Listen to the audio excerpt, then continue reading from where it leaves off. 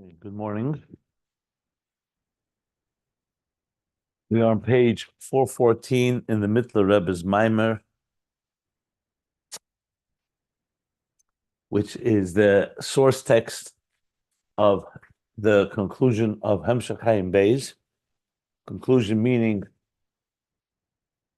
we know that the Rebbe Rashab did not finish writing it all, but a big source material for the last section of Hayim Beis is this Maimer of the Mittler Rebbe, which in turn is based on a Maimer Mikashem Elokeinu HaMagbil L'Shavos of the Alter Rebbe and Torah, which we've been learning, which we have learned, and its explanation. So now we're on page 414, and to sum up what we're up to, talking about the difference between Torah Shebiksav and Torah Shebal Peh, the written Torah and the oral Torah. Both parts of Torah Ner Mitzvah, Ner Mitzvah v'Torah So understanding that verse, Ner Mitzvah v'Torah, and specifically Torah after the Mittler Rebbe had already explained Ner Mitzvah, after he's already explained Ner Hashem Nishmas Adam, so now in what is Torah Now the we learned is the Atzmi, meaning it's not subject to concealments and tzimtzumim. Not like the that came after the tzimtzum to radiate in an existence that's already post-tzimtzum. We're talking about an that retains its integrity, its pre-tzimtzum integrity, and as it is there, it comes down below, like below the Ani Risha and Ani Achrin, and below the Ein Elikim, that even through the tzimtzum, it retains that aspect, that its core energy, without any change or shift, exactly as it was before the tzimtzum. That Torah itself divides into two parts: Torah Torah Shebiksav, Torah Shebal Peh, Yasher and Chayzer. Yasher is the Torah, the Kedushas Torah of the written Torah. Every letter is precise, and God gave it to us. Torah Shebal Peh involves the human engagement in studying and learning Torah from the bottom up. Yes, you're learning Torah Shebiksav, but you're deriving from it through our efforts, understanding all the details of it, and going through, like he said, the birur of Torah Shebal Peh is clarifying all the specific points and nuances that establish halacha, that allows us to be mevar, separate between what is right and what is wrong, what is pure, what is impure, what is kosher, what is not kosher, and to know what in this world how we make a keli of this material world of klipa for kedusha, for elokus, as we've been learning. And in that process, Torah Shebal Peh has something that even Torah Shebiksav doesn't have. It reaches a deeper place because it's able to create this birur. This birur, like you said, Eishes Chayil Teres Baila. So though initially Torah Shebal Peh obviously is mekabel, like the moon, it receives from the light of the sun of the written Torah, but after the birur, Malchus goes up and elevates because it's rooted even higher, and that's what we've been learning in the middle of explaining. Well, he actually learned this. We learned this on page 411 and 412, because it comes down. So, and it's a fundamental chiddush that happens. Torah Shebiksav is not a chiddush. Why? Because it's the Torah as it was before the tzimtzum is being revealed even after the tzimtzum, even down here below. But it doesn't transform the darkness. Torah Shebal Peh gives us the very tools to transform the very darkness of the world, and like he said, transform the darkness to light. And we also learned how this is in the source material in the Alter Rebbe's Maimer, Rabbi Yehuda Kula Tenuya de Nezikin, that even the world of Nezikin, of damages and everything that this world is involved in, which is all the darkness, brings the clarity of what God wants us to, how God wants us to live our lives and align our lives in this dark world towards godliness. And that's the chiddush of Torah Shebal Peh. Okay. Explained how it evolves. All Daimim Tzameach Chaim Medaber is the Shisha Sidre Mishnah. All the 6 orders of the Mishnah of Shas all cover different parts of this world that we learned on page 412, 413. The difference between Avonim and Levanim. Yeah. So essentially, in Torah itself, there's a Torah as it transmits to us, the written Torah, and there's how we take that Torah of Torah Shebiksav and develop it through Torah Shebal Peh. Now, obviously, Torah Shebal Peh is also given to us, but here you already have Torah Shebiksav does not involve human participation.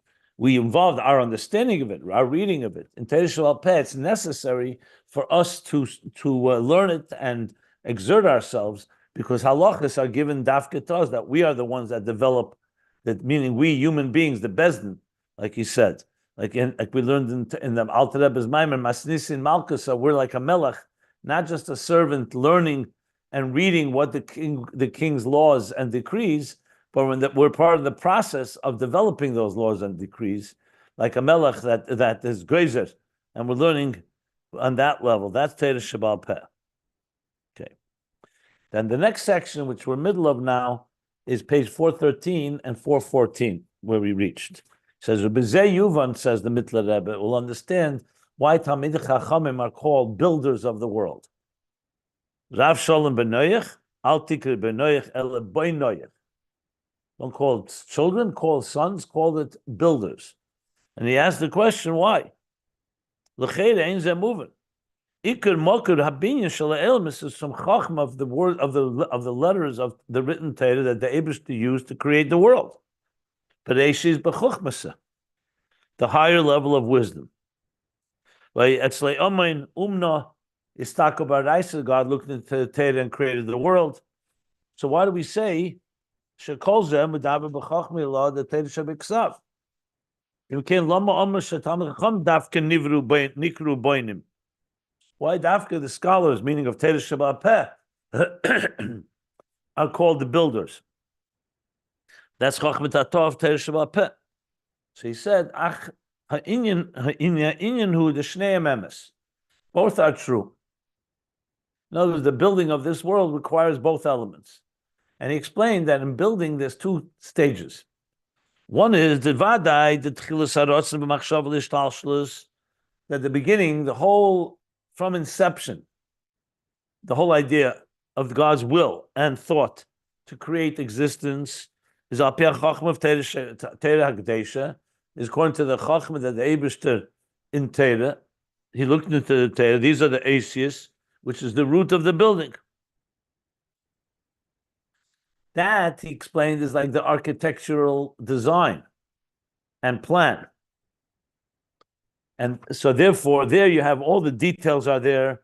Like he said, Al derech mashal uman habeinish, he conceives in his wisdom how to organize, how each room in the structure will have their certain, its measured amount of materials, stones and other materials that are necessary for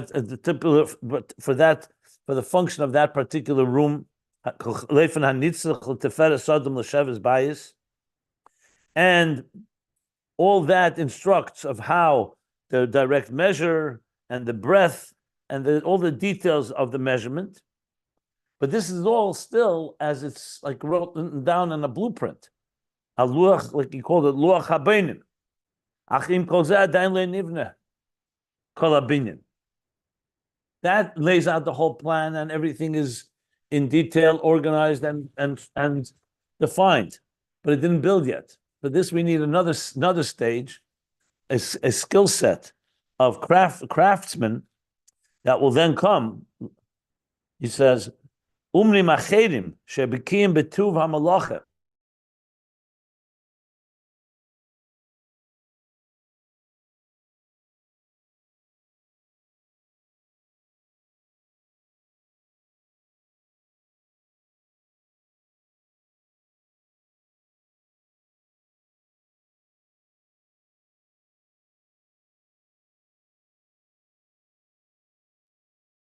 You're froze.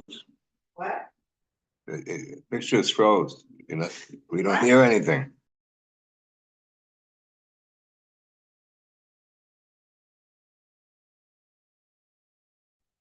Maybe put it in the chat.